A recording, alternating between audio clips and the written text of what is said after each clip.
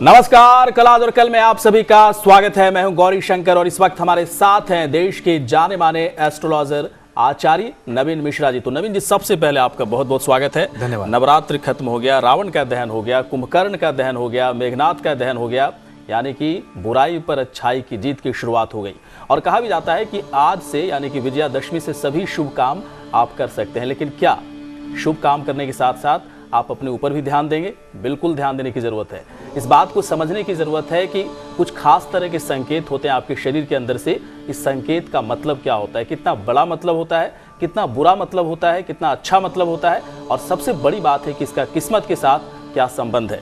एक एक जानकारी बस थोड़ी ही देर के बाद हमारे आचार्य जी आपको बताएंगे। लेकिन एक खास अनुरोध है, 11:33 का आप इंतजार करें, हम आप तक पहुंचाएंगे हमेशा की तरह आज भी कल का सक्सेस मंत्र।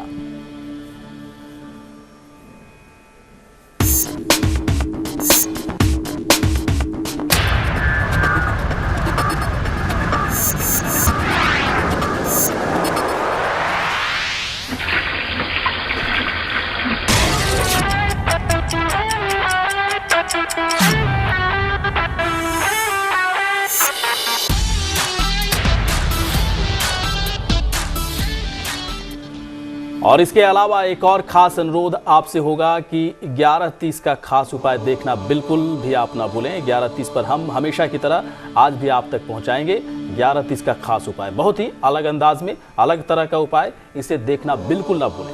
तमाम दर्शक हमारे साथ लगातार बने रहें, अपने सवाल पूछें। हमारा नंबर है 0113048557, दूसरा नंबर है 0113048558 और तीसरा नंबर है 0113048559।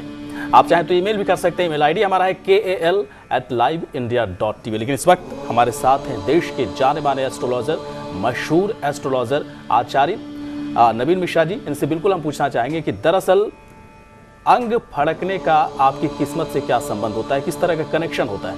कई बार ऐसा होता है कि अचानक आपकी बाईं आंखें फड़कने लगती है, दाईं आंखें फड़कने लगती है। कभी कभी ऐसा होता है कि कभी कभी आपकी भुजाएं फड़कने लगती है, सीने का कोई अंग फड़कने लगता है। दरअसल इस तरह का मतलब क्या है, इस तरह के संकेत क्या है? क्या कुछ इसको अच्छा माना जाए, बुरा माना जाए, या अलग अलग अंगों का फड़कना अपने अपने अंदाज में कह सकते हैं, अपने अपने मायने में कुछ बुरे हो सकते हैं, कुछ खराब हो सकते हैं? क्या है दरअसल इसका रिश्ता, क्या है आपकी किस्मत के साथ, क्या कुछ हो सकता है? जी गौरी जी, शकुन शास्त्र के अनुसार आपके अंग फड़कने से आप समझिए कि आपको संकेत मिल रहे हैं। अमूमन आमतौर पर कहा जाता है कि पुरुष का अगर दायां अंग और स्त्री का अगर बायां अंग फड़कता है तो ये उनके लिए शुभ है, और इसका उल्टा अगर है तो पुरुष का अगर बायां अंग और स्त्री का अगर दायां अंग फड़कता है तो उनके लिए अच्छा नहीं है, अशुभ है। शकुन शास्त्र के अनुसार ये आपको संकेत देता है कि आपके जीवन में कुछ परिवर्तन होने वाला है, आपको अकस्मात धन की प्राप्ति होने वाली है, कोई नौकरी पद की प्राप्ति होने वाली है, किसी प्रियजन से आपकी मुलाकात होने वाली है, या कोई बुरी घटना घटने वाली है। उसका संकेत मात्र ये आपका शरीर देता रहता है। कई लोग ज्यादा मसाले खाते हैं, उसकी वजह से भी कई बार अंग फड़कते हैं। उसको अलग रख के अगर हम देखें, अगर नॉर्मली आप बिल्कुल नॉर्मल, आपका आहार व्यवहार बिल्कुल नॉर्मल है और आपको अंग फड़क रहा है, तो ये एक संकेत मात्र है। ऐसा कहा गया है कि अगर आप बालक हैं, अगर आप कुमार हैं, ब्रह्मचारी हैं या राजा हैं, यानी कि एक पदवी पे विराजमान हैं और आपके अंग फड़क रहे हैं, तो शकुन शास्त्र आपको फल जल्दी मिलता है। ऐसा कहता है कि ऐसे व्यक्तियों को स्पेशल विशेष तौर पर फल की प्राप्ति होती है। और अगर आप विवाहित पुरुष हैं या विवाहित स्त्री हैं तो भी आपको जो अगर अंग फड़कता है तो उसका रिजल्ट है बहुत शीघ्र ही मिलने वाला होता है, ये आप मानकर चलें। बहुत ही खास तरह की जानकारी, बहुत ही अलग तरह की जानकारी, और सबसे बड़ी बात है कि हमारे आचार्य जी जो भी जानकारी आप तक पहुंचाते हैं बिल्कुल तर्क के आधार पर, सालों का इनका शोध है। इसलिए हमारे सभी दर्शक हमारे साथ बिल्कुल लगातार बने रहें, 1 घंटे तक बने रहें, पूरी जानकारी नोट भी करते जाएं। लेकिन कल किस दिशा की तरफ आप यात्रा बिल्कुल ना करें, और साथ ही साथ कल का राहु काल क्या है, पूरी जानकारी आप तक पहुंच रही है पंचांग के माध्यम से। विक्रमी संवत 2068 आश्विन शुक्ल पक्ष की एकादशी तिथि, कल के दिन भगवान श्री नारायण का ध्यान करें आप। दिन शुक्रवार 7 अक्टूबर 2011, सुबह सूर्योदय होगा 6:21 पर, सूर्यास्त होगा 5:56 पर, और कल के दिन दिशा शूल रहेगा पश्चिम दिशा। कल के दिन पश्चिम दिशा की तरफ यात्रा ना करें। अगर मजबूरन यात्रा करनी पड़ रही है तो बारले, जी हाँ, जौ को आटे की बनी रोटी, उसको गेहूं के आटे से मिला लें, वो रोटी खाएं और साथ में दूध पीकर निकलें। आपको यात्रा सुखद रहेगी, शुभ लाभ प्राप्त होगा। राहु काल सुबह 10:30 बजे से 12 बजे के बीच में रहेगा दोपहर। इस दौरान कोई भी महत्वपूर्ण कार्य हो उसको टाल दें, आपको फायदा होगा। ग्रह दशा में देवगुरु बृहस्पति मेष राशि में होंगे, केतु वृष राशि में होंगे, मंगल कर्क में होंगे, सूर्य बुध शनि कन्या राशि में होंगे, शुक्र तुला में होंगे, राहु वृश्चिक में होंगे और चंद्रमा मकर राशि में विराजमान होंगे कल। और यदि ऐसा आपको लगता है कि आपका सिर फड़कता है, कभी कभी फड़कता है, लगातार बार बार नहीं फड़कना चाहिए, इसका अगर मतलब कुछ और हो सकता है तो उसके बारे में भी हमारे आचार्य जी बताएंगे। माथा आपका फड़कता है या फिर आपकी भुजाएं लगातार फड़कती हैं, कुछ खास तरह के संकेत हो सकते हैं, बुरे भी हो सकते हैं, अच्छे भी हो सकते हैं। इन संकेतों को समझना और पहचानना काफ़ी ज़रूरी है। हमारे आचार्य जी, हमारे नवीन जी पूरी जानकारी आप तक पहुंचाएंगे, लेकिन जल्दी से पहले देख लेते हैं कल का दिन मेष राशि वाले लोगों के लिए कैसा होगा।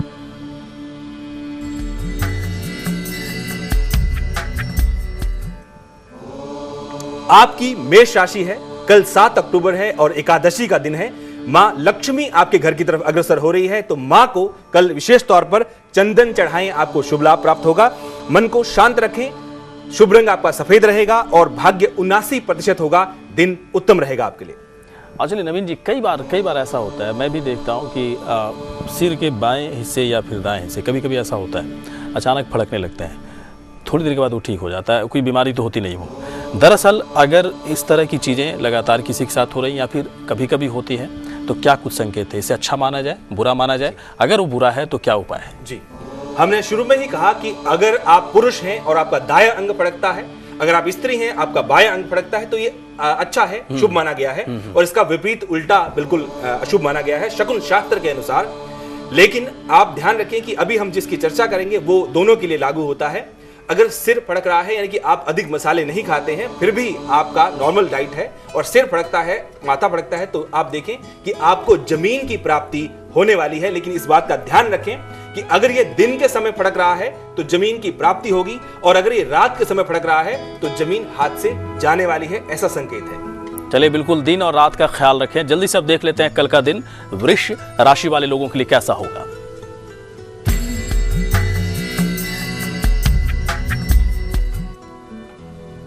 आपकी वृष राशि है, कल शुक्रवार है। शुक्र आपके ग्रह, जो आपका अधिपति ग्रह है। मां लक्ष्मी आपके घर की तरफ अग्रसर हो रही है, दीपावली आने वाली है। आप मां को कल के दिन पान भेंट करें, आपको शुभ लाभ प्राप्त होगा। वाणी पर थोड़ा नियंत्रण रखें। शुभ रंग हल्का हरा और भाग्य आपका 65% है। कुल मिला के दिन शुभ है, अच्छा है आपके लिए। अच्छा, एक बात मैं बिल्कुल पूछना चाहूंगा कि सिर फड़कना और माथा फड़कना, क्या कुछ खास अंतर होता है? माथा कहाँ फड़कता है, सिर कहाँ फड़कता है? सिर है आपका कपोल, बिल्कुल ऊपर का भाग, ऊपर का भाग। माथा है बिल्कुल आपका फ्रंट। हाँ, फ्रंट। चलिए, अगर माथा अगर फड़क रहा है तो इसका मतलब क्या है? फायदे हो रहे हैं या नुकसान हो रहे हैं? क्या कुछ इसके क्या संकेत है? जी, आप पुरुष हैं या आप स्त्री हैं, आपका अगर माथा फड़क रहा है, यानी कि फोरहेड आपका उसका फड़कता है, दायां या बायां भाग है, तो समझ लीजिए कि नौकरी की प्राप्ति या नौकरी में पदोन्नति आपको प्राप्त होने वाली है। लेकिन इस बात का ध्यान रखें कि अगर दिन के समय फड़क रहा है तो पदोन्नति है, और अगर रात के समय फड़क रहा है तो ये प्रॉब्लम दे सकता है, इमोशन हो सकती है या कोई प्रॉब्लम आ सकती है नौकरी में। और चलिए, इस वक्त नीता हमारे साथ हैं जयपुर से। नीता जी, पूछें अपना सवाल। पहले डेट ऑफ बर्थ और बर्थ टाइम बता दें। हेलो जी। हेलो जी नीता जी।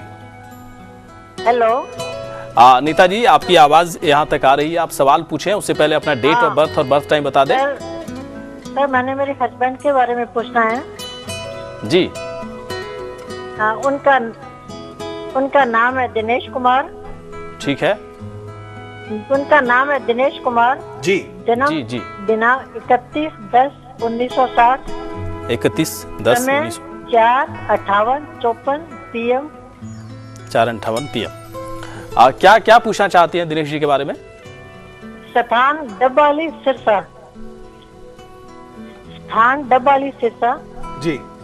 मैं सर ये पूछना चाहती हूँ, बिजनेस और राजनीति के बारे में पूछना चाहती हूँ। और आज तक इस कुंडली की कोई सटीक मतलब भविष्यवाणी नहीं हुई। जी। जी। क्या लग रहा है? इनकी जन्म कुंडली में शनिदेव जो हैं वो दशम स्थान के मालिक और एकादश स्थान के मालिक हैं, और गुरु के साथ नवम में बैठे हैं, भाग्य में बैठे हैं। ऐसा माना जाता है कि ये एक अच्छा योग है और राजनीति से अगर आप बात कर रहे हैं तो उसके लिए भी अच्छा माना गया है।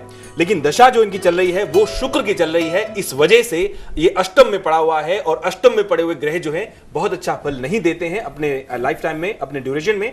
इस वजह से इतने अच्छे योग होने के बावजूद इनको उस क्षेत्र में बहुत अधिक सफलता प्राप्त नहीं हो रही है। ये शुक्र से जनित जो है उपाय करें, शुक्रवार के दिन गाय की सेवा करें, इनको लाभ होगा।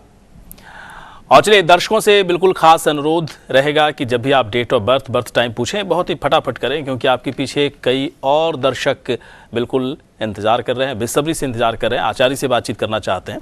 बहुत ही जल्दी से अपना date of birth, birth time बताकर अपने सवाल पूछें और इंतजार करें कि आपकी समस्याओं का समाधान किस तरह से हो सकता है, आचार्य जी क्या कुछ आपको सलाह दे रहे हैं। थोड़ी ही देर के बाद हम आपको बताएंगे कि यदि आपकी भुजा, बाईं भुजा खास तौर पर फड़कती है तो इसका मतलब क्या हो सकता है, अगर वो फड़क रहा है तो क्या इसके फायदे हैं, क्या नुकसान है, किस तरह के संकेत है। जल्दी से अब देखते हैं मिथुन राशि का राशिफल कल के लिए कैसा होगा।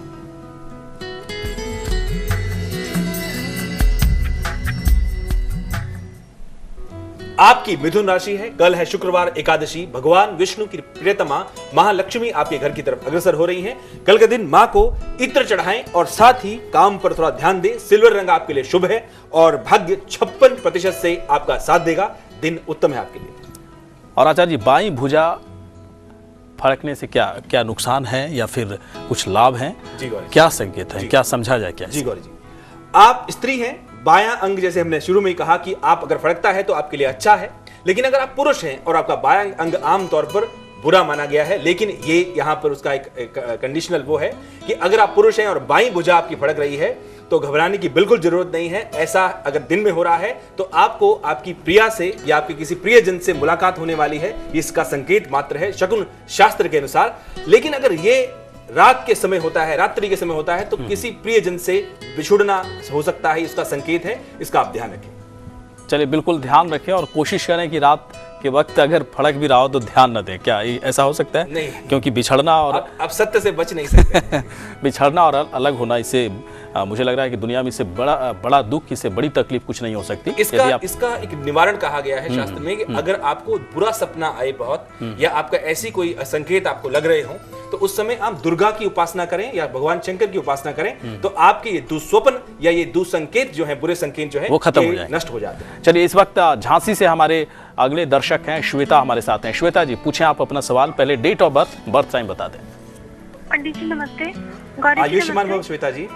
जी, मुझे अपने भाई के बारे में पूछना है जी। उसकी डेट ऑफ बर्थ 11/6/1988 सुबह 7:40 जी। मुझे इसके बारे में ये पूछना है कि उसके सरकारी नौकरी का योग है कि नहीं, या फिर प्राइवेट का है, और विदेश जाने का योग कब तक है, और इससे मेरे पिता का भाग्य कैसा क्या है। चलिए, बहुत ही भाई के प्रति बहुत ही कंसर्न कई चीज़ों को लेकर, और हमारे देश की जो बहनें होती हैं अपने भाई को लेकर बहुत ही चिंतित होती हैं कि हमारे भाई का सब कुछ अच्छा हो जाए। जी, और अच्छा होगा भी। श्वेता जी, आपके जो भाई हैं इनकी जन्म कुंडली बहुत अच्छी है। इनकी जन्म कुंडली में गज केसरी योग बना हुआ है। गुरु और चंद्रमा दोनों ही इकट्ठे हैं। ये एक ऐसी स्थिति में लाभ स्थान में स्थित है। चंद्रमा में राहु चल रहा है। बाहर जाने के लिए इंक्लिनेशंस बहुत हाई हैं। ये विदेश यात्रा करेंगे, विदेश में रहेंगे भी, वहां से खूब धन लाभ और खूब मान सम्मान भी कमाएंगे। पिता के लिए अच्छे हैं, इसमें कोई दो राय नहीं, लेकिन पिता से थोड़ा जिसे बोलते हैं आइडियोलॉजिकल हो सकते हैं, सोच विचारधारा अलग हो सकती है, वैसा संकेत है। दिल के बहुत ही अच्छे हैं, इसलिए देवी कृपा इन पे बनी रहेगी। चलिए, बिल्कुल चिंता करने की बात नहीं है श्वेता, बहुत ही अच्छा आपको भाई मिला है, बहुत अच्छी आपके भाई को एक बहन मिली है जो कि आप हैं। आप इतनी चिंता करती हैं, उसका कुछ भी खराब नहीं हो सकता। चलिए, इसी के साथ यहाँ पर लेते हैं छोटा सा ब्रेक। तमाम दर्शक, सभी दर्शक हमारे साथ लगातार बने रहें, अपने सवाल पूछें, और थोड़ी ही देर के बाद हम आपको बताएंगे कि यदि आपका कंठ फड़कता है या फिर आपकी आंख, आपका नेत्र फड़कता है तो इसका मतलब क्या हो सकता है, किस तरह के संकेत हैं। एक खास अनुरोध होगा, 11:33 का आप इंतजार करें, हम आप तक पहुंचाएंगे कल का सक्सेस मंत्र।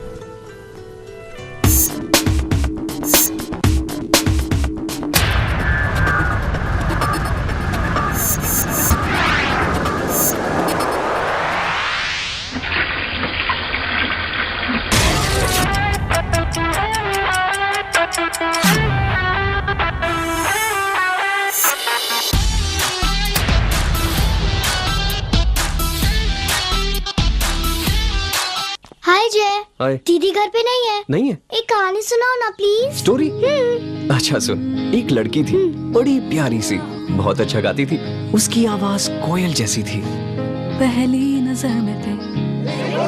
लेकिन अपने दोस्तों के सामने गाने से शर्माती थी। और फिर एक दिन पेश है नया विवेल एक्टिव फेयर, अनोखे फेयरनेस लॉक और SPF 15 के साथ। पाइए निखार जो साथ रहे हमेशा।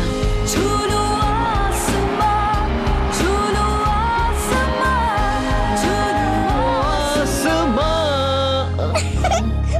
पकड़ी गई। Vivel active fair by ITC।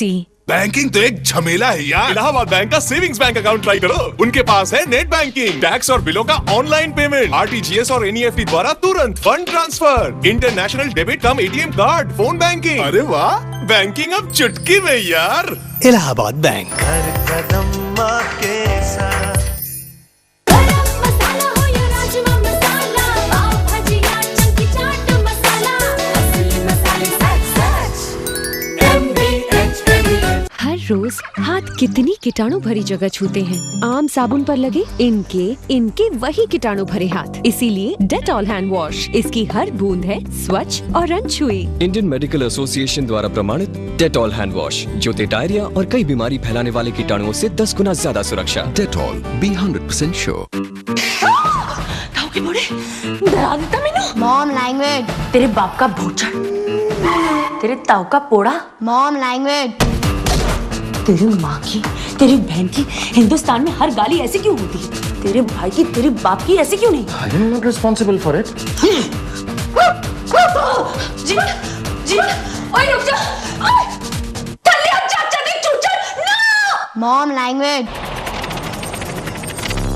Banking तो एक झमेला है यार। इलाहाबाद बैंक का सेविंग्स बैंक अकाउंट ट्राई करो। उनके पास है नेट बैंकिंग, टैक्स और बिलों का ऑनलाइन पेमेंट, RTGS और NEFT द्वारा तुरंत फंड ट्रांसफर, इंटरनेशनल डेबिट कम ATM कार्ड, फोन बैंकिंग। अरे वाह, बैंकिंग अब चुटकी में यार। इलाहाबाद बैंक। नए दुगने एहसास वाला क्लोजअप फायर फ्रीज जेल की गर्माहट बदबू पैदा करने वाले कीटाणुओं से लड़ने में मदद करे। जेल की ठंडक दे ज्यादा देर तक ताजगी।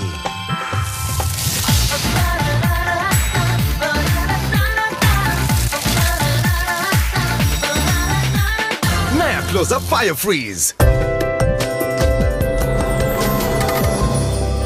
24 कैरेट शुद्ध सोने से बनी फॉर्मिंग ज्वेलरी, स्वर्ग। चुन चुन के देख परख के कूट कूट के निखरे जो हो मिर्ची हम अपनाए जैसे एवरेस्ट का तीखा लाल। सही तीखा, सही लाल। तीखा लाल।